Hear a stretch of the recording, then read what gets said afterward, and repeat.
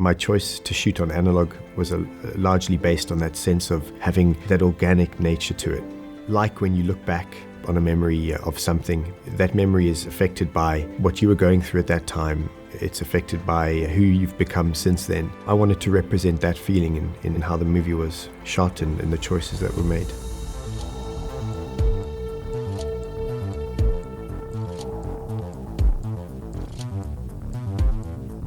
This your mum and dad? Yeah. They died just before I was 12. I'm trying to write about them at the moment. How's it going? Strangely. Hi. Hi.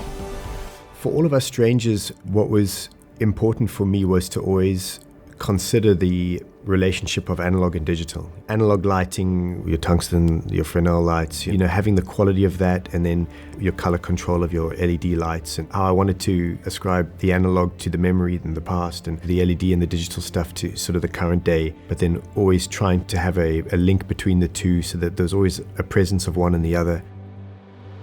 Panalux was involved. They have a great testing room.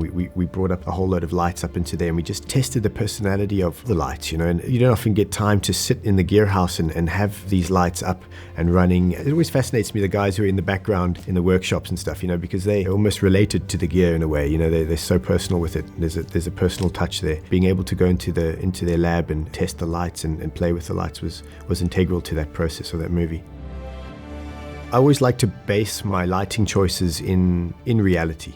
And what I mean by that is that in reality in life, you'll always be able to find moments of extreme beauty and extreme curiosity in the way that light moves and shapes in real life. An incredible sunset, that last beam of light coming into your room, casting like a magenta glow across the whole room.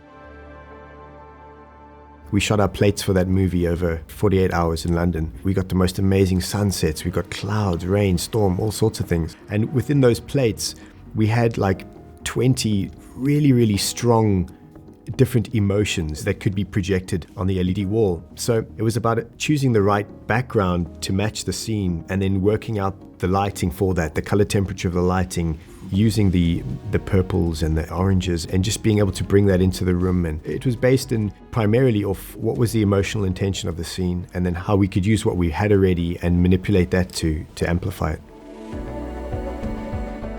When you first start out, you don't know what you don't know.